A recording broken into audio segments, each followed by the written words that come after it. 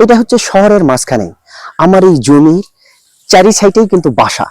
আপনারা দেখলে বুঝতে পারবেন এর চারি সাইডে বাসা। এটা হচ্ছে পরিত্যক্ত একটা জমি ছিল। এই পরিত্যক্ত জমি আমি এটা কাজে লেগেছি। এটা সাধারণত ডোবার মতো ছিল, সব সময় পানি থাকতো। মানে কেউ এখানে কিছু চাষাবাদ করতো না।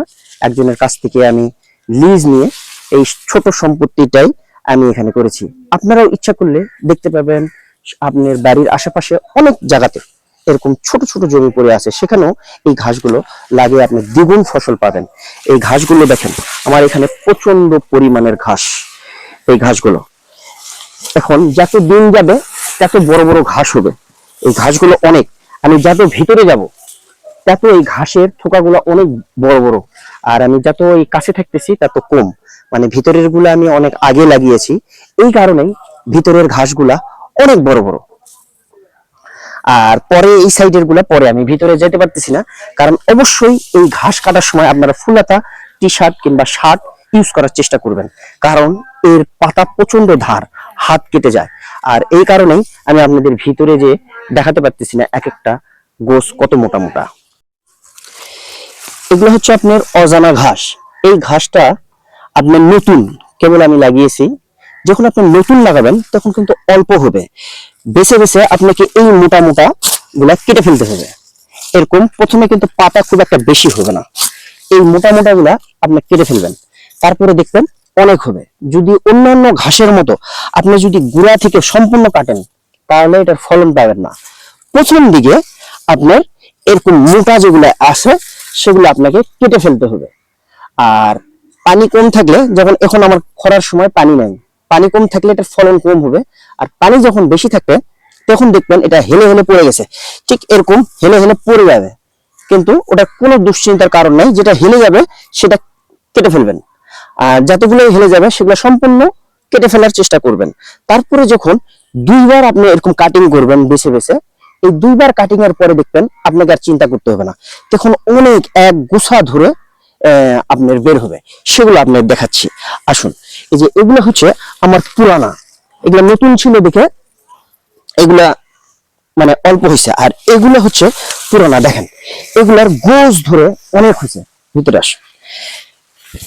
এই যে এগুলো হচ্ছে গোছ ধরে হয়েছে, অনেক পুরাতন। এক একটা গোছ দেখেন অনেক বড় বড়। এরকম যখন হবে তখন আপনি হয়তো গোড়া গোড়া থেকে কাটতে পারেন, কিংবা প্রথমে বেছে বেছে আপনি এই মোটা মোটা গুলা কাটবেন। জমির পরিমাণ যদি আপনার কম হয় তাহলে করবেন কি, এই যে মোটা যেগুলা ঘাসগুলো আছে এই মোটা ঘাসগুলা বেছে বেছে আপনাকে কাটতে হবে প্রত্যেকটা জায়গা থেকে। তাহলে যে এই চিকুন যেগুলো আছে এগুলা দেখবেন এক সপ্তাহের মধ্যেই আপনার কাটার সমতুল্য হয়ে যাবে। আর মোটাগুলা আপনি কেটে নিলে এই চিকুনগুলা এক সপ্তাহের মধ্যেই আপনি দেখবেন বড় হয়ে গেছে। এখন তো খরার সময়, আমার জমিতে পানি নাই দেখতে পাচ্ছেন, আর যদি পানি থাকে তাহলে এটার ফলন কিন্তু আরো দ্বিগুণ হবে। আর আমি এটা মূলত দুইবার সম্ভবত কেটেছি, মনে হচ্ছে না দুইবার কি তিনবার, দুইবার থেকে তিনবার কাটছি। হ্যাঁ, তিনবার কাটার কারণেই দেখেন এত ফলন।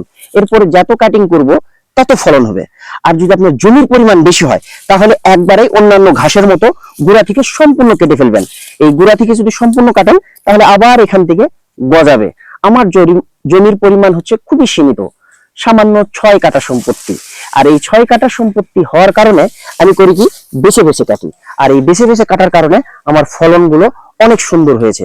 দেখেন আমার চেয়েও অনেক বড় বড় হয়ে গেছে। এটার বয়স কিন্তু খুব একটা বেশি না, 10 থেকে 12 দিন হবে, উঠতে গেলে 15 দিন, আমার মনে হয় 15 দিন হবে। আমার থেকে বড় বড় হয়ে গেছে এই ঘাসগুলো। আর যেগুলো নতুন লাগিয়েছি ছোট ছোট, ওগুলো হচ্ছে এখান থেকে কাটিং কেটে কেটে আমি ওই সাইডে লাগানোর কারণে ওই জিনিসগুলো ছোট আছে, ওখান থেকে এখন আমি বাছাই করে করে কাটতেছি। আর এই কিছুদিনের মধ্যে হয়তো বৃষ্টি হয়ে যাবে, বৃষ্টি হলেই আল্লাহর রহমতে আমি সম্পূর্ণ গোড়া থেকেই কাটবো। এখনো কিছু কিছু বেছে বেছে কাটার চেষ্টা করি, কারণ আমার ফলন কিন্তু মাশাআল্লাহ হয়েছে। আমি সাধারণত ঘাসের দুইবার কাটিং এর পরে আমি সার দিয়েছি, সার হচ্ছে ডিএমপি এবং ইউরিয়া। এই দুটা দাওয়াতেই আমার ফলন অতিরিক্ত বেড়েছে। আর যদি পানি থাকে তাহলে ফলন এর চেয়ে দ্বিগুণ হবে আমার ধারণা।